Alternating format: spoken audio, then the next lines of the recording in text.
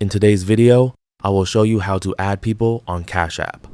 Now, Cash App is a banking and payment application that lets you send and receive money, invest in Bitcoin and stocks, use a Cash App card, and manage your Cash App balance. Adding people on Cash App can make it easier to find contacts you frequently interact with through the app. To add someone, open Cash App on your device and tap on your profile icon.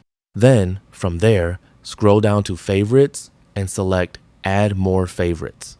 Now, search for the person you want to add.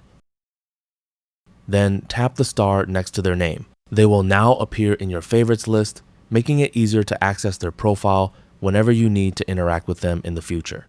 You can also return to the favorites section whenever you want to manage your saved contacts, remove someone, or update your list. Keep in mind that saving someone as a favorite does not give them access to your account or change your payment settings. This simply creates a shortcut that makes it easier to find people within the app.